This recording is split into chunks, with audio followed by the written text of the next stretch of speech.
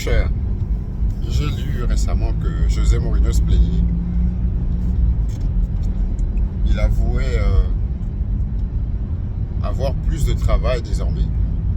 Parce qu'à l'époque, il avait affaire à des joueurs plus sérieux.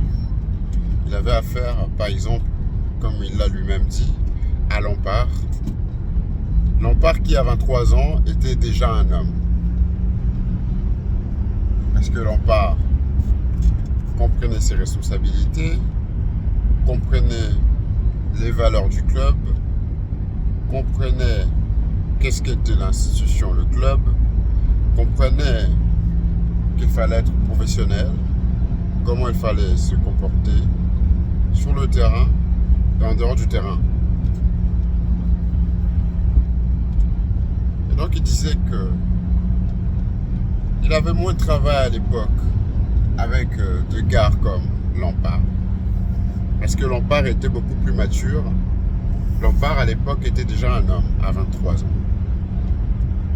Et en contraste, aujourd'hui, il a affaire à des gamins. Qu'aujourd'hui, un joueur de 25, 27 ans est encore un gamin. Parce qu'il ne... Et donc il disait que à l'époque, notre cher Mourinho était un meneur d'hommes. Mais aujourd'hui, il est transformé en éducateur de jeunes, en encadreur de jeunes. Et donc le travail est beaucoup plus chargé, beaucoup plus difficile pour lui parce que il doit encore élever le niveau mental de ce joueur. Et donc c'est de ça dont je parlais. Aujourd'hui, contrairement à jadis, il a hérité de joueurs qui sont très peu professionnels, qui ne respectent pas les règles. Des joueurs qui sont des filous. Des filous. Qu'est-ce que c'est qu'un filou? Un filou, ou les filous, sont des personnes qui cherchent toujours une entourloupe pour ne pas se mettre devant leurs responsabilités, qui cherchent toujours l'échappatoire pour fuir leurs responsabilités. Et filou, pour moi, c'est aussi un synonyme d'un mollusque, d'un homme en galère. Parce qu'un homme doit être à même de prendre, d'assumer, d'endiguer ses responsabilités. Mais ce n'est pas le cas pour les filous, manifestement.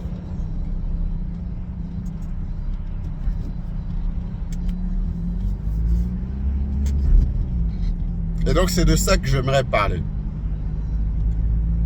Dans une société, on a besoin d'hommes. On a besoin d'hommes faits. Une société tient debout grâce à quelques piliers essentiels. Et parmi ces piliers essentiels, l'un des plus essentiels, c'est d'avoir des hommes qui tiennent debout dans ces sociétés. Pour que cette société tienne réellement, solidement debout, il faut absolument avoir des hommes qui tiennent tout autant debout.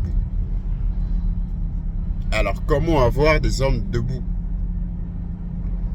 Parce qu'à l'heure d'aujourd'hui, on a affaire à une ribambelle, à une épidémie de filous. On a affaire aux hommes qui postulent simplement pour la facilité. Ils sont prêts à marcher pour avoir leurs responsabilités passées à zéro et leurs droits et leurs privilèges toujours débordants. C'est ça le souci qu'on a aujourd'hui.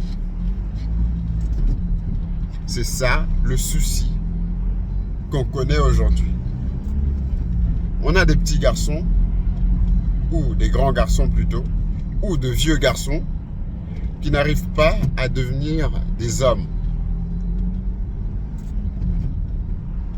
c'est que vous voyez une personne qui naît, le temps passe, les années passent, les époques passent, les âges se succèdent, la barbe pousse, on la coupe, elle repousse, les cheveux pareil, les années passent, mais on n'arrive pas à obtenir un homme à partir de cet enfant, de cet individu. C'est qu'il y a un blocage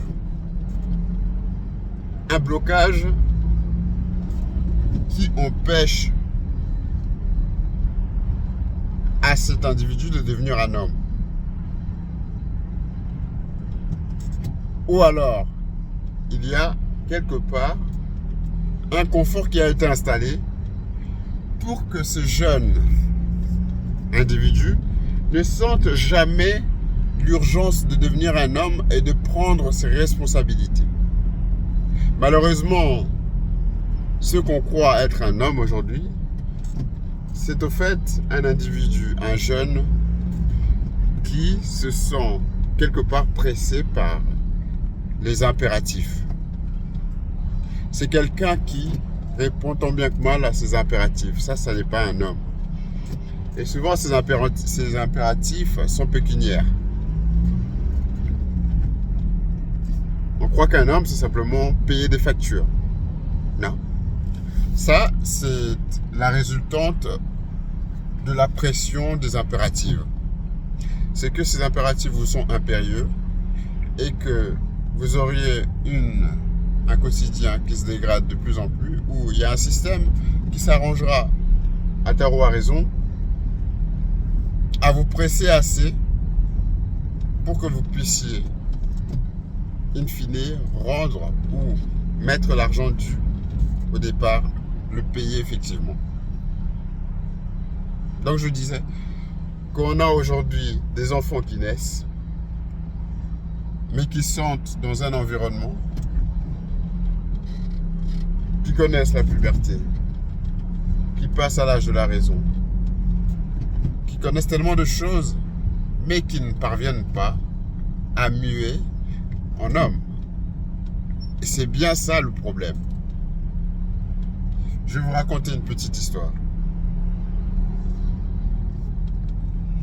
Vous savez, à l'époque,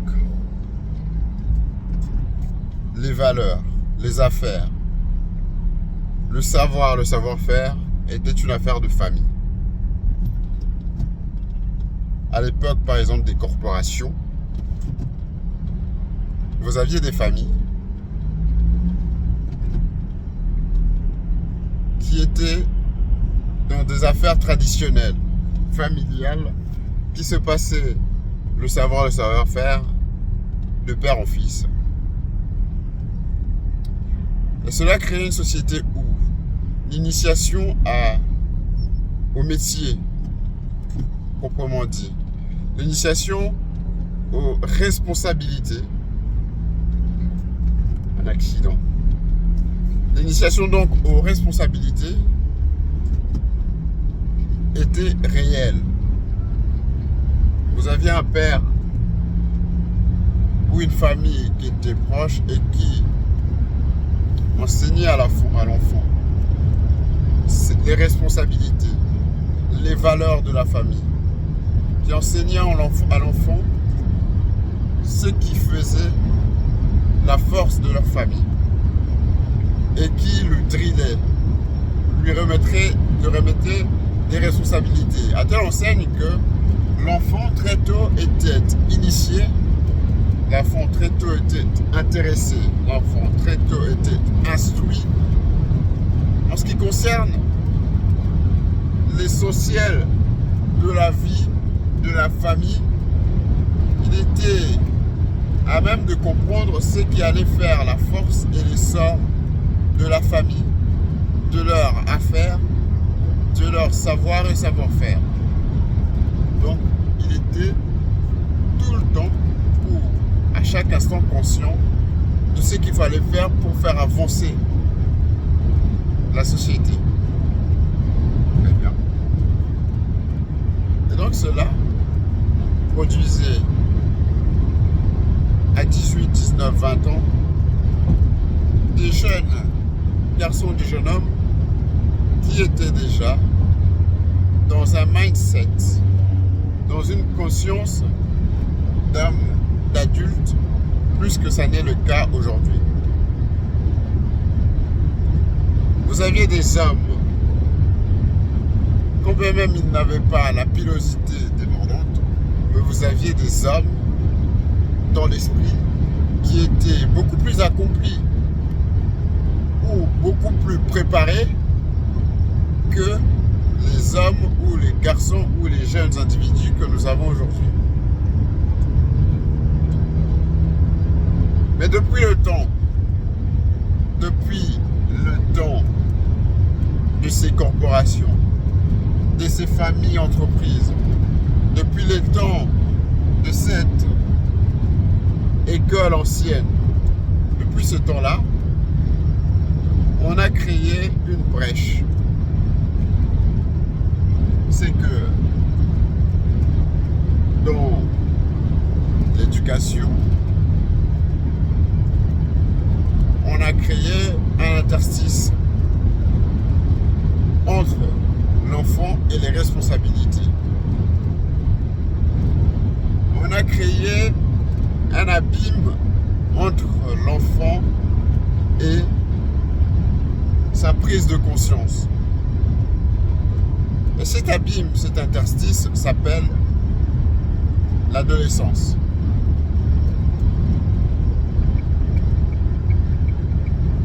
On a créé cet espace pour qu'entre l'enfance et la prise de conscience, on puisse déresponsabiliser les enfants à foison. C'est une période où désormais on leur dit « Oh mais tu as encore le temps, tu es jeune, tu peux te permettre la bêtise. Tu peux te permettre d'être fourbe. Tu peux te permettre d'être naïf, de niaiser. Tu peux te permettre tout un tas de choses. Tout un tas de balivernes, de fariboles qui joueraient contre toi. Parce que c'est l'adolescence.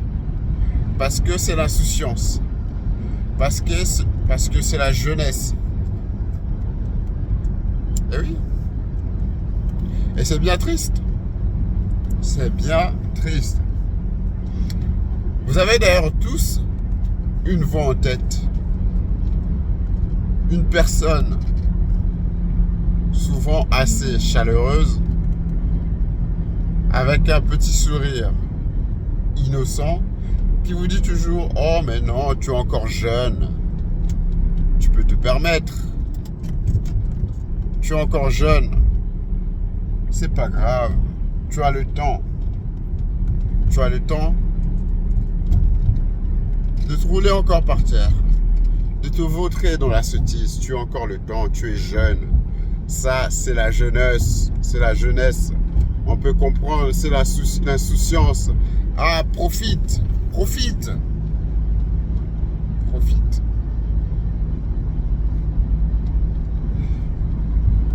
Et adolescence en anglais. Le mot pour adolescence en anglais, c'est teenager.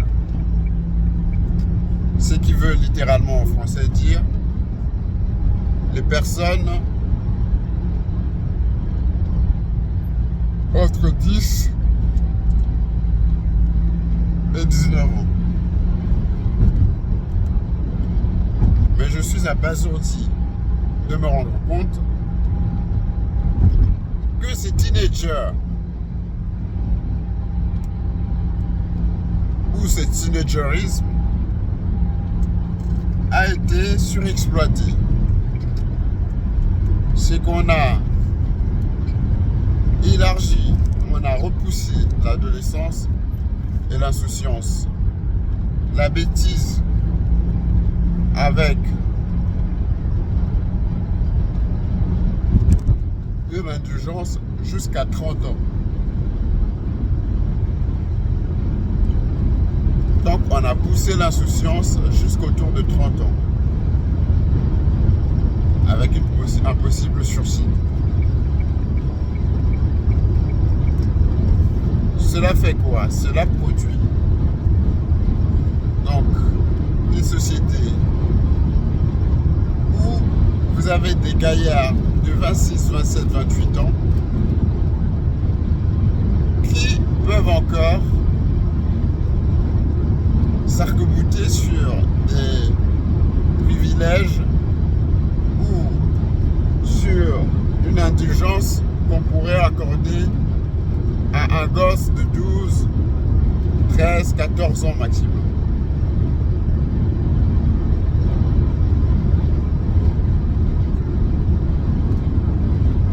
Vous avez donc une société où on a dit aux jeunes, mon cher jeune, mon cher, tu peux te permettre la bêtise, tu peux te permettre la fourberie jusqu'autour de 30 ans. Jusqu'autour de 30 ans, et à 30 ans, tu vas commencer à penser à tes actions, aux actes que tu poses,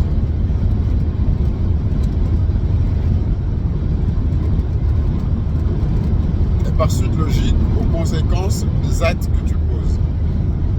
C'est ça qu'on est en train d'inculquer ou d'expliquer aux enfants ou aux jeunes. C'est que tu as jusque 30 ans pour faire des bêtises que tu vas probablement regretter, et que c'est seulement à partir de 30 ans que tu pourrais être appelé à la raison, que tu pourrais être appelé à la conscience pour réellement revoir, pour réellement peser le pour et le contre, pour réfléchir avant de poser un acte. C'est comme ça qu'on est en train de bousiller l'avenir. C'est comme ça qu'on est en train de s'auto-bousiller. Alors, dans un monde de consommation de masse, cela a du sens. Cela a forcément du sens parce que le fait de créer des jeunes insouciants, de créer une jeunesse qui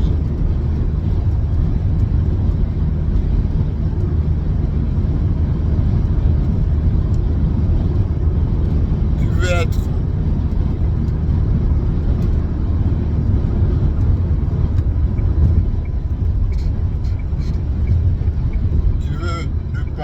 porter le poids de ses responsabilités jusqu'autour de 30 ans, ça arrange les personnes qui vendent des choses inutiles, qui vendent des concepts inutiles. Et quand je parle de vendre, ce n'est pas directement ou ce n'est pas d'un rapport pécuniaire direct. Mais passons ce point-là. Ce qui m'a le plus estomaqué, ce qui m'excède de plus en plus, c'est de voir que ça n'est plus une affaire d'un capitalisme, d'un monde de consommation de masse qui produit ou qui se comporte ou qui semble se mouvoir dans cette optique-là. C'est de voir des parents ou des personnes qui sont censées aider les jeunes aller dans cette perspective-là. D'une façon un peu différente, mais la perspective, le résultat demeure le même. C'est que c'est, in fine, la création de jeunes incapables, de jeunes insouciants, de jeunes irresponsables qui débouchent sur de vieux hommes ou de vieux enfants irresponsables à leur tour. Pourquoi? Parce qu'on ne veut pas leur donner les responsabilités. On ne veut pas le surcharger. On veut simplement qu'il soit libre ou même qu'ils soient libertins. Comme je disais, j'étais choqué d'assister à une réunion. On était censé aider les jeunes, on était censé leur donner des informations, des instructions utiles et adéquates et pertinentes à leur vie. Mais malheureusement, on a sauté le bon ordre de choses. On a outrepassé la déontologie. On a mis la charrue avant les bœufs. C'est que dans cette réunion-là, où d'ailleurs je n'étais pas entendu en odeur de sainteté, que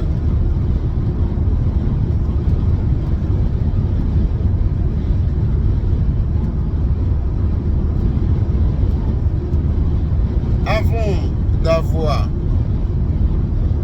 trilé, avant d'avoir recommandé, avant d'avoir prôné les responsabilités de la moindre de manière qu'il soit, on a directement embrayé, enclenché la politique de pousser des jeunes irresponsables ou d'instruire, d'informer ces jeunes-là sur le mariage.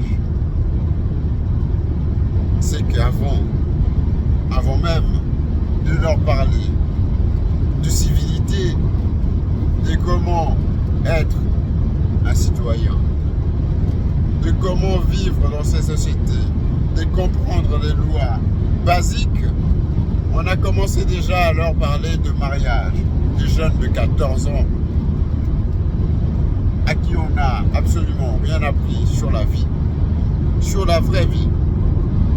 On a commencé à leur chanter la mandoline du mariage.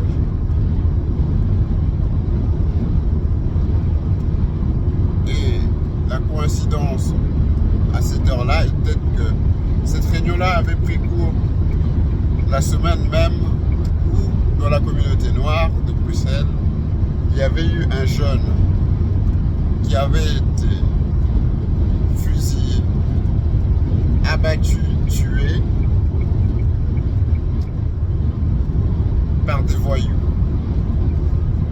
Une histoire de règlement de compte, de mauvaise compagnie, de délinquance dans la jeunesse, dans la communauté noire de Bruxelles déjà.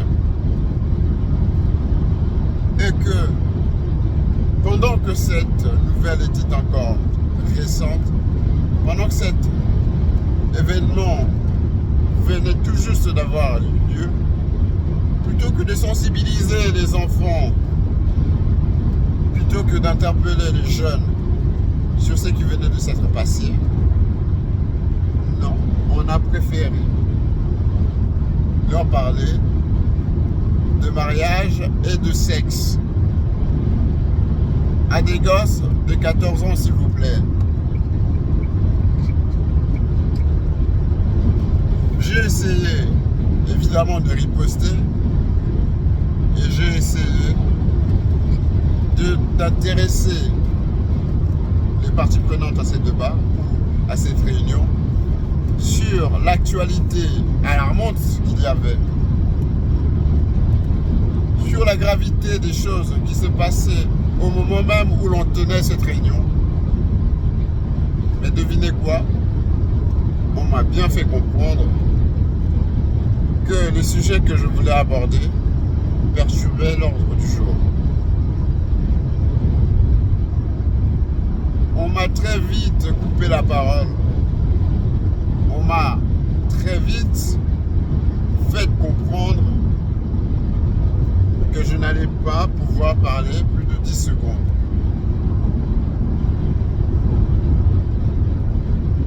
Et l'opposition était tellement à fleur de peau que j'ai compris que finalement, je n'allais pas avoir de suite dans ma requête, dans ma demande de sensibiliser les jeunes sur ne serait-ce que la délinquance, les mauvaises compagnies.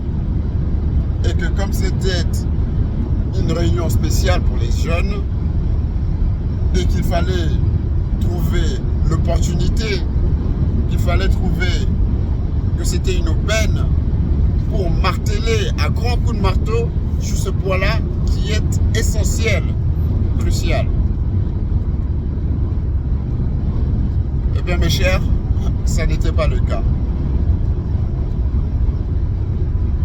On m'a regardé les yeux dans les yeux et on m'a dit que je faisais perdre du temps à l'Assemblée. Que je faisais perdre du temps, que je gaspillais le temps et l'air qui était imparti à la réunion. Et que plutôt que de sensibiliser les jeunes sur des responsabilités, sur des civilités, sur les bonnes manières, sur les comportements, sur comment être une personne responsable, puis devenir un homme qui se respecte, non, on a préféré pousser les jeunes vers le sexe et le mariage.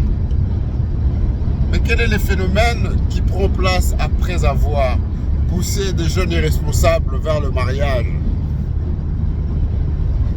Quel est le phénomène qu'on observe ensuite? C'est que ça devient des relations bancales, évidemment. Des relations qui battent de l'aile. Bancales. Bancales parce que les personnes qui sont investies dans cette relation ne sont pas solides assez pour être eux-mêmes le pied, le pilier pour sustenter ces relations. Pourquoi? Parce que les personnes dans la relation, les instigateurs même de la relation, ne peuvent pas faire en sorte que cette relation soit solidifiée, soit affermie, soit consolidée de leur fait. Alors, qu'est-ce qui se passe? Évidemment, ils ont été poussés. On leur a fait une pub massive des choses qu'ils ne maîtrisaient pas. On leur a mis devant quelque chose dont ils n'avaient pas encore compris l'ampleur, l'importance et les conséquences lourdes. Ils n'ont pas compris que ça allait être un engagement et un périple, un voyage. Il fallait consentir à un effort de longue haleine. Ils ont trépassé sûrement, probablement, où on les a parlé de cela. On leur en a parlé très brièvement, sans avoir une préparation préalable. Cela résulte au fait que ça crée des couples, des foyers, des relations, des mariages, des vies conjugales, d'assister. Ça crée un couple par procuration. Un couple qui désormais s'en remet aux personnes qui ont poussé, qui ont combattu ou qui ont prôné, qui ont fait la pub à ces jeunes-là de rentrer en relation. Alors on dit, on prône de se marier jeune, je n'en disconviens pas. Je n'en disconviens pas. Mais quitte à se marier jeune, marions-nous au moins jeunes et responsables. Cette politique de presser, et je mets le point, j'appuie sur le fait que je m'adresse d'abord aux hommes.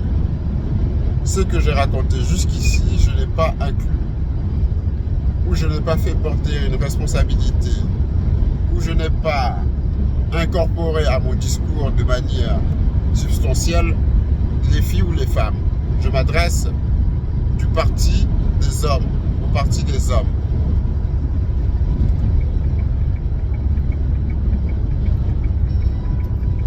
sais mon but. Je m'adresse donc aux hommes.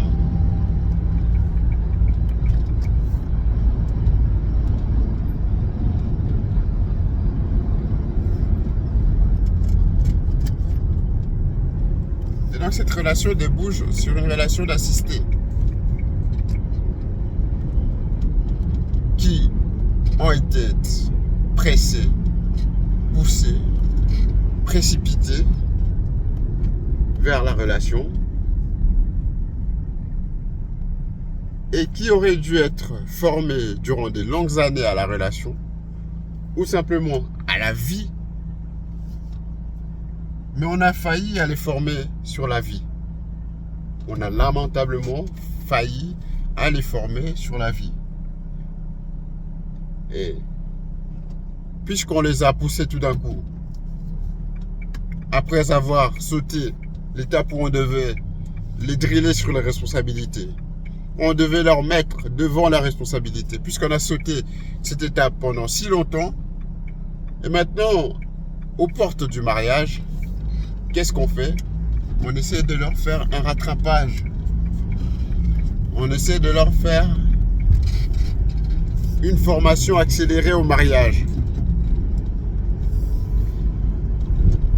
Politique qui débouche évidemment sur un fiasco. Politique qui débouche et qui, on pouvait le deviner, déboucherait inéluctablement, implacablement, immanquablement sur un fiasco. Parce que des choses qui prennent des années, 10, 15, 30 ans, pas 30, mais 10, 15, voire même 20 ans à être inculquées, on ne peut pas vous les enseigner à la petite semaine. On ne peut pas, ou vous ne pouvez pas les assimiler en 4-5 mois. Impossible. Impossible. Parce que ce sont des choses qui auraient dû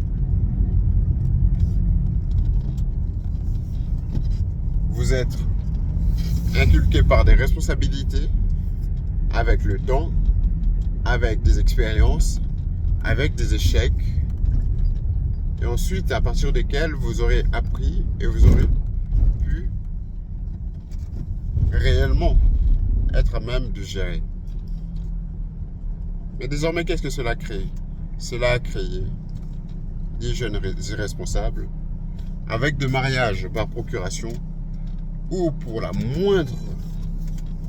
moindre problème, il faut refaire appel aux vraies personnes qui ont été derrière, aux vraies personnes qui ont fait la promotion de cette union. Union d'irresponsables. Et donc, c'est contre cela que je m'insurge.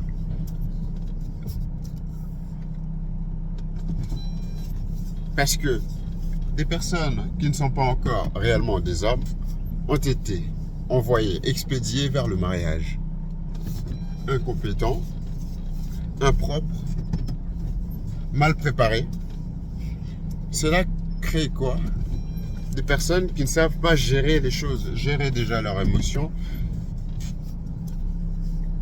Savoir que le mariage, ce n'est pas fait pour être heureux, heureux dans le sens où on vit sa best life. Le mariage, c'est un business. Le mariage, c'est aussi des responsabilités. Le mariage, c'est une vie.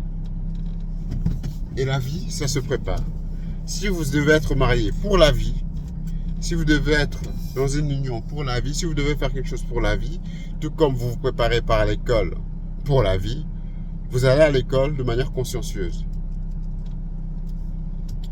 Et de voir le sérieux et la conscience qui est investie pour l'école, si on pouvait avoir la même pour le mariage, je crois qu'on aurait eu moins de soucis, moins de fiascos, moins de couples bancals et une meilleure société, je pense. Je développerai davantage ces sujets Mais ici, je dois, par la force des choses, déjà m'arrêter ici. Mais il y a encore tellement de choses à dire à propos, parce que à partir des couples et des familles, c'est là qu'on crée des sociétés. Et si déjà les familles battent de l'aile, alors je me demande comment la société, la communauté pourrait avancer.